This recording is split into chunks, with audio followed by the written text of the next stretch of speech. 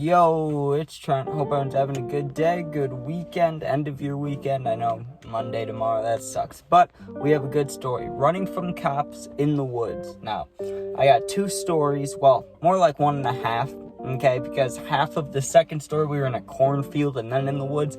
But still, good escape stories. Now, I have talked about these. I've talked about the parties that took place beforehand, but for today, we're not even talking about the parties.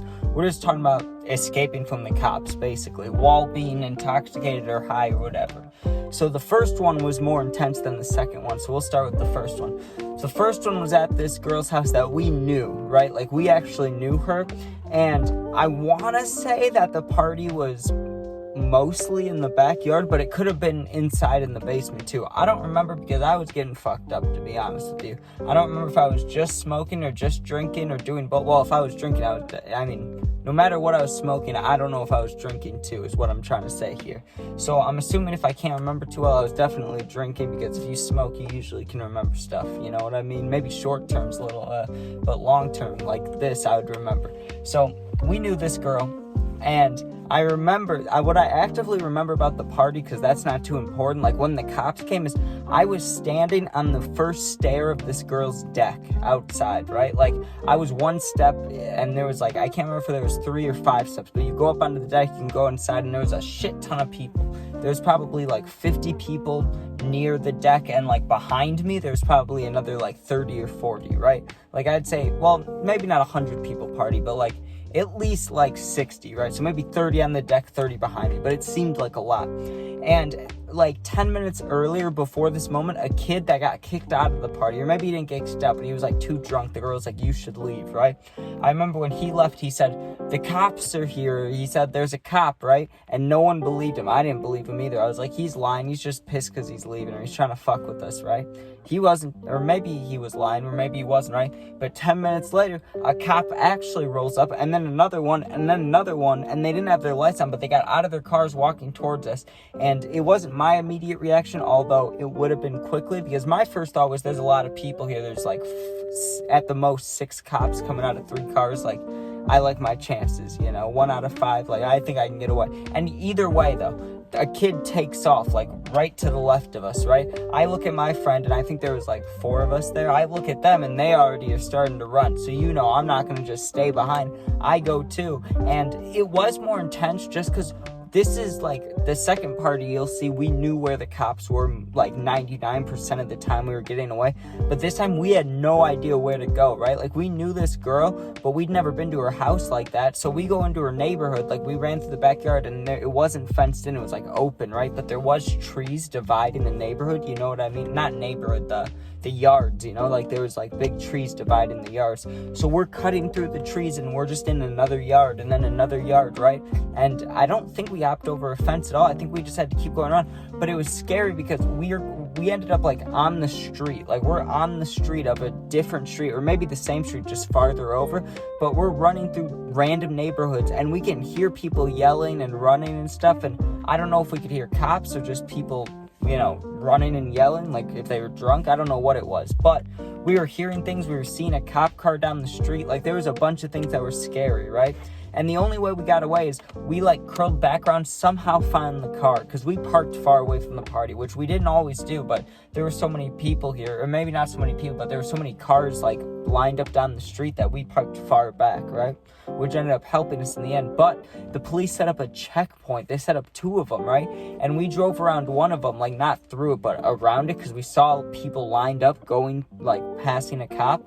So we're like, we can't go that way. And not because we were drunk or anything. Our designated driver wasn't drunk, but it was just the last thing you want to do after running from the cops, go talk to the cops. You know what I mean? So I remember we avoided the like little trap things, and we got home, but that was scary as shit, because I could hear yelling the entire time. We ran for like, I want to say 5 to 10 minutes through this neighborhood, and there was all these people running too, but you could hear people yelling, like, not like scared yelling, but like, go, go, go, like, go, like, cops, like that kind of yelling, like wild yelling. So that wasn't good. And the second story was, what's it called?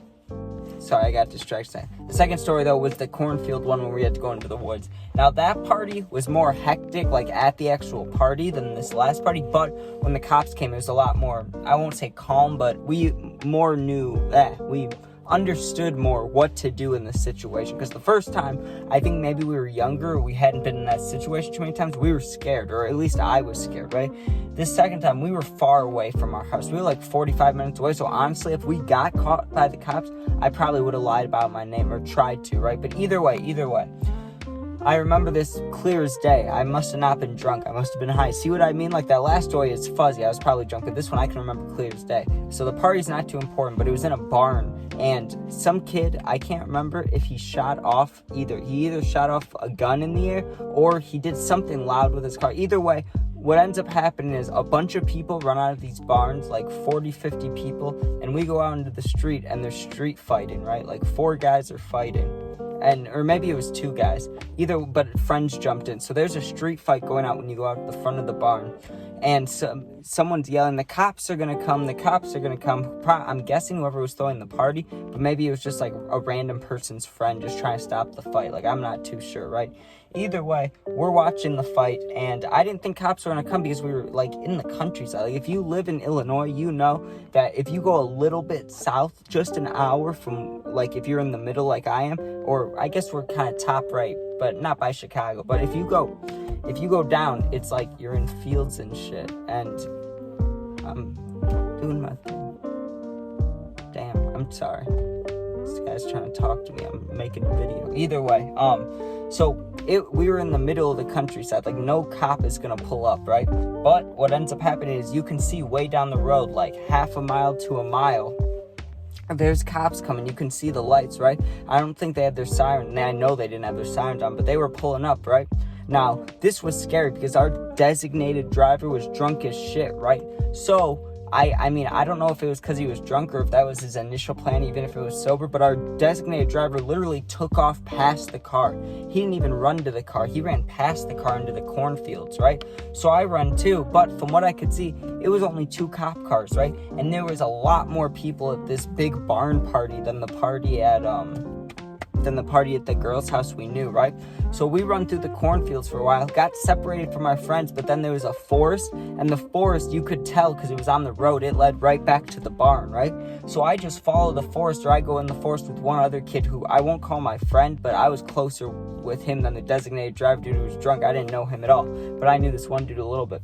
So we go back through the forest, onto the road, walk back to the barn, and then we have to try to meet up with our friends. So we're waiting by the car, and there was 2 cops that were walking from the car, or I don't know if they were walking from the car, but they were walking back from the direction of the barn towards the car as we were walking back, like we were gonna walk past each other, right? So me and my friend, me and the kid that know each other, we run in this ditch that was between the forest and the road. So like we were exposed, but we were under their line of vision. We laid in the ditch, dude. We laid there like this, and that's why I said it wasn't as intense as the first one, because we were hiding, but we knew exactly where they were, and they didn't know where we were. Like, you know what I mean? We could see them, they couldn't see us, basically, except we couldn't see them, we just knew exactly where they were.